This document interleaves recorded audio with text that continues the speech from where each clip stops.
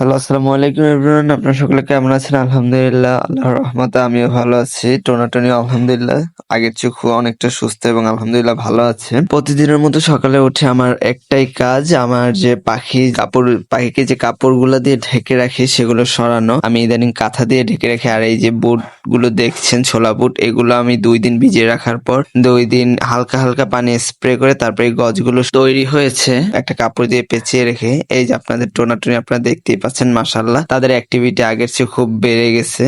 এই গজগুলা প্রায় 2 দিন হয়েছে, গজ হতে প্রায় 2 দিন লাগছে। আরো কিছু বাকি আছে গজ হওয়ার জন্য, সেগুলো ইনশাল্লাহ হয়ে যাবে। এরপর আমি ওদের জন্য 10টা এবং আমার জন্য কিছু ছোলা বুট নিয়ে এলাম। ওদেরকে কিছু দিবা এবং আমিও কিছু খাবো।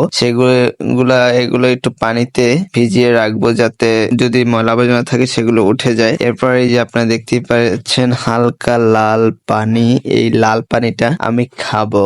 এই লাল পানিটা কি আপনারা সকলে কমেন্ট করে আশা করি জানিয়ে দিবেন।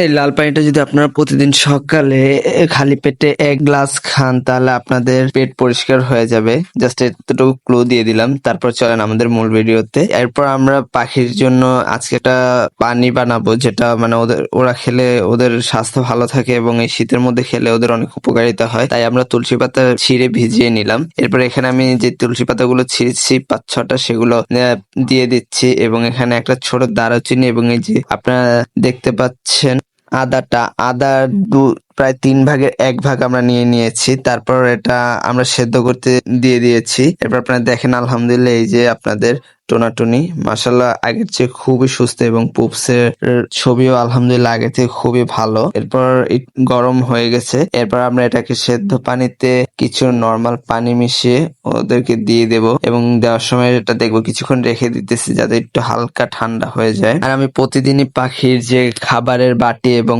পানির পাত্র বা ফিল্টার, এগুলো আমি প্রতিদিনের মতো সন্ধ্যার আগেই সরিয়ে রাখি এবং তার পরের দিন সকালবেলা দেই, যার ফলে ওদেরকে যে কোনো কিছু দিলে ওরা মাশাআল্লাহ খায় আলহামদুলিল্লাহ। আর আপনারা সবাই আলহামদুলিল্লাহ বলতে ভুলবেন না বা মাশাআল্লাহ বলতে ভুলবেন না। আপনারা যারা মুসলমান আছেন আশা করি বলে দিবেন। আর হ্যাঁ, আপনারা কেউ লাল পানিটার কথা ভুলে যান না, ওটা অবশ্যই কমেন্ট করে জানিয়ে দিবেন। এরপর আমি এই যে ফিল্টারে পানি দিয়ে এটা ওদের খাঁচার ভিতর সেট আপ করে দিচ্ছি। আপনারা দেখতেই পাচ্ছেন আমার যেহেতু খাঁচার ফাঁকাগুলো একটু বড়, তাই এটা সহজে ঢোকে না। তাই আমি ছোট একটা লোহার ছোট একটা তার সেট করে নিয়েছি যাতে ওইটার ভিতর দিয়ে দেওয়া যায় এবং আপনারা দেখবেন ইনশাল্লাহ কিছুক্ষণ পরে ওরা খাওয়ার জন্য কাছে আসবে। এখনই আসছে মাশাল্লাহ। আগে আমাকে যতটুকু ভয় পেত ততটা ভয় পায় না টোনাটুনি, আগের চেয়ে খুব কম ভয় পায়। বিশেষ করে টোনা আগে প্রচুর জোরে কামড় দিত, কিন্তু বাট এখন আলহামদুলিল্লাহ কামড় দেয় না। আর টোনার ওই একটা জিনিসই, ওই যে উপরে যে ফিল্টার আটকানোর সেটা কামড়াতেই থাকবে। আসসালামু আলাইকুম, সকলে ভালো থাকবেন। আমাদের চ্যানেলটা সাবস্ক্রাইব করে দিবেন এবং ফেসবুক পেজটা লাইক করে দিবেন।